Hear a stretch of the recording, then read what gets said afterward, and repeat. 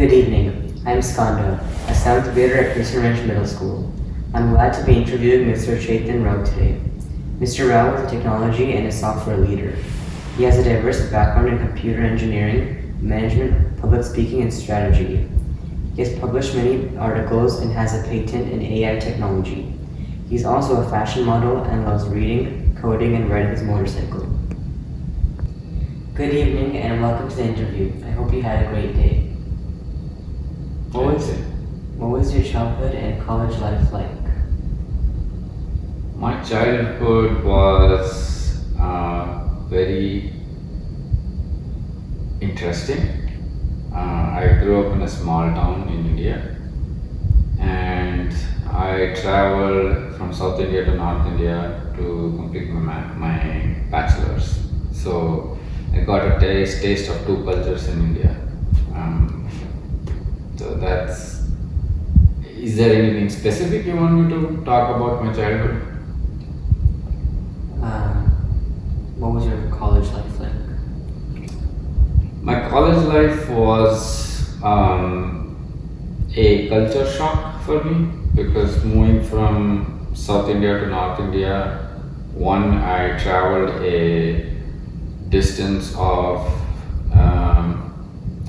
1500 miles, which means I couldn't get back home as soon as I wanted to. And then the language that was spoken was different, my accent of that language was different, the culture there was different. So I had to adapt to that culture, make new friends who grew up from different backgrounds and be assimilated in that culture. So there were some challenges, but that built confidence in me. And the fact that I had to travel so often also gave me confidence in later life. Where did you do your education and which major? Yeah, I did my bachelor's in electronics and communication engineering in National Institute of Technology, Himachal Pradesh, India.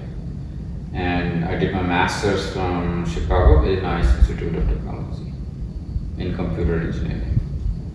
Okay. Can you give me a brief description of responsibilities of your day-to-day work at Wayfair? Yeah, so at Wayfair, I have worked in two organizations. One is sales and the other is supply chain. I hold a senior leadership position where in the first instance, I had to build a team from scratch and make it a performing team. In the second instance, I had to take a non-performing team and convert it into a top performing team. So this includes talking with team members, coaching them, and setting the roadmap for the projects, setting individual goals for each of the team members, talking to partner teams, and talking with business stakeholders, and also with the leadership, because ultimately we need to meet the organizational goals, which is to ultimately every organization wants to be profitable, right? So that's a brief summary of my role at Wayfair. How do you keep yourself motivated? That's a good question. I don't know. I have an answer for that because I don't have to try too hard to motivate myself. I am very curious. I think that's a right answer. My curiosity keeps me motivated. I'm always trying to learn, whether it's at work or outside work, and learn from anyone. So that is what I think has kept me motivated and keeps me motivated. Yeah. Who inspires you? Again, there's not a single person who inspires me. There are a lot of people that I draw inspiration from, but my direct inspiration comes from my family, my father, my grandfather, my uncle. They're all from a military background, and so they taught me a lot of what I know today. I also look up to great leaders like Napoleon, Julius Caesar, and Roosevelt. They span across the history, but then there's something to learn from each of these leaders. Okay. When did you realize that you wanted to be in a leadership position? I think from childhood, because I've been seeing my father as a leader. He was heading his department, so the thought of leadership was ingrained very early in my life. I couldn't think of anything but being a leader. So. What do you believe are the characteristics of a good leader? Okay. A good leader is one who can create an effective following. The main characteristic of a leader is a leader has a follower, and that following should be inspirational. A leader needs to inspire his followers, and that can be done by setting an example. The followers should look up to the leader. You lead by example, and then you take responsibility not only for your actions but also for your team's actions, and then you measure success and make sure you and your team are growing and improving progressively. What are some of the challenges you faced as a leader, and how did you solve it?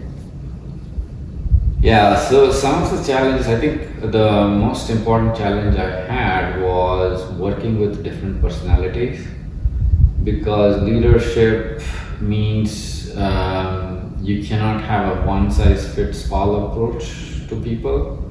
So you have to adapt yourself in dealing with your subordinates, your peers, and your bosses. So each type of communication is different, and persuasion is one of the important qualities a leader must possess. He needs to be able to persuade his team rather than dictate what it needs to be done, because dictating terms to the team can only take the team to so far. They will wear out. So you have to inspire and persuade your team, your stakeholders or partners you work with, and then you have to build trust between all these people you work with. And that's how leadership will also notice that, okay, this team and this leader is trustworthy. We can assign this team more and more responsibilities. How do you define success? It's a very good question. I always tell my team that one should start with the end in mind. So we should have a clear picture of what success looks like, and that can be done by establishing what are called as KPIs, key performance indexes or matrices. After completion of a project, what needs to happen needs to be defined clearly. Like say you're working on a project that has 10 features. You prioritize those features and then agree with stakeholders that these are the 10 things that we're going to deliver, and then write it down and make it clear with the team that we are all in alignment with what we have agreed upon for the definition of success, and then we work towards it incrementally. Can you tell us about you being an author? Yeah, so I started writing as a way to gather notes about my learnings, and soon it became a repository of knowledge base. So I started using my notes as content for my articles, and I started putting them together and also doing some research on the topics that I write. So some of the topics that I write about are technology, leadership, and interpersonal relationships, and what works, what has not worked, and also my advice from my experiences. So that's how I got into writing. Can you give us information about your mentorship? Yeah, mentorship is a big part of my job. As a leader, I'm responsible for creating a top performing team. That means I need to work with each individual one on one. And as I mentioned earlier, every person is different. So you need to understand what motivates them. So there are three questions I ask each of my team members. What are the things that you enjoy about your job? What are the things that you dislike about your job? And then what do you look forward in your job? So based on that, I try to align their work to organizational goals. And we track as a mentor and mentee, we track the progress. So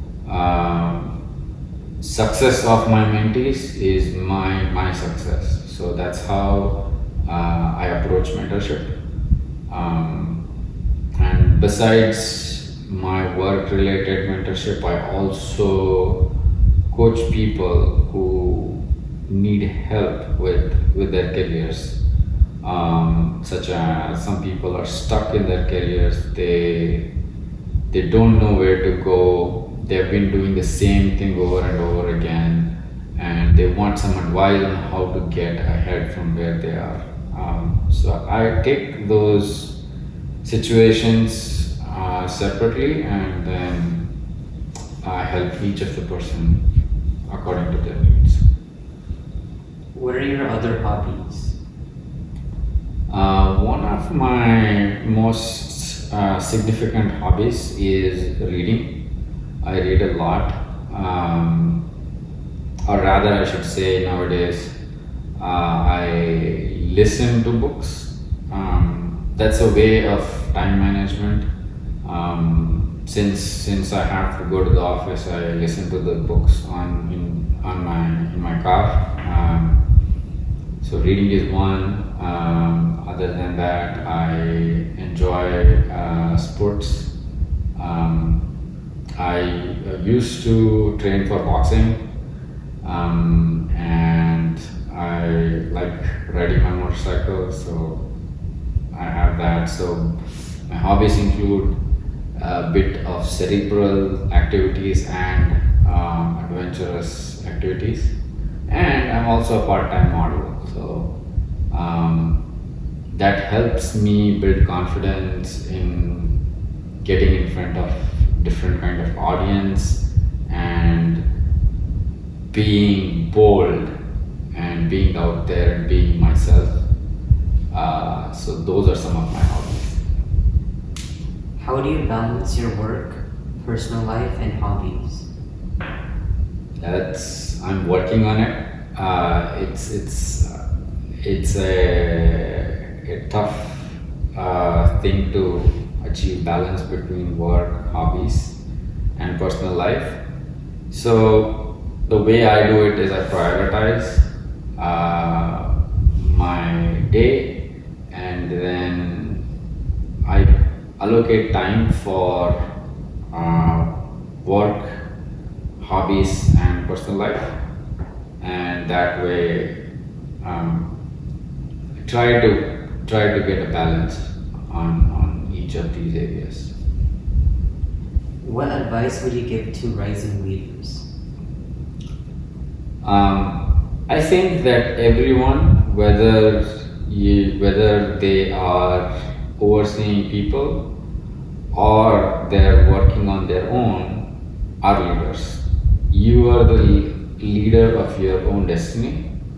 So, one of the most important qualities of leaders is understanding your responsibilities.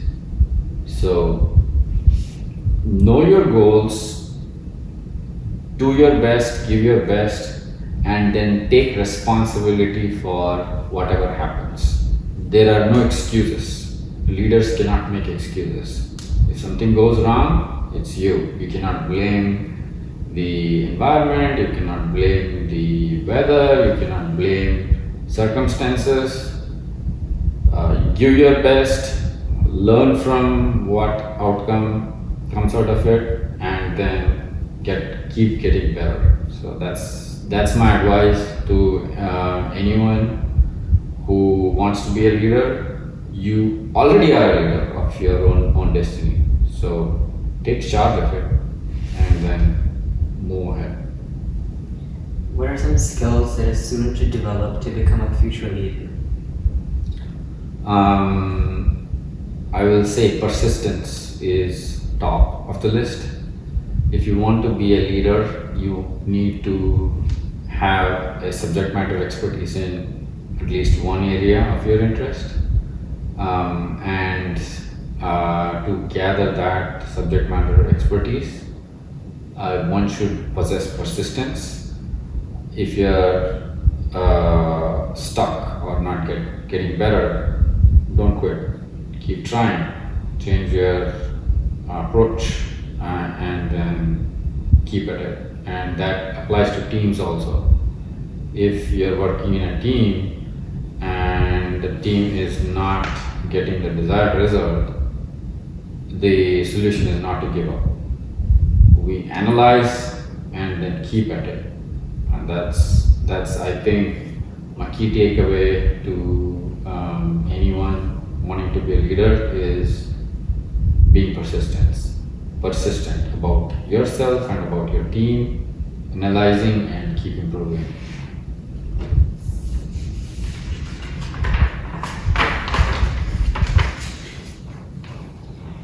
Thank you for your time and giving me an insight of your life, leadership skills, and roles. I hope to get inspired by you and follow your advice to become a future leader. Thanks again. Thank you. It was great talking to you. Thanks. And all the best.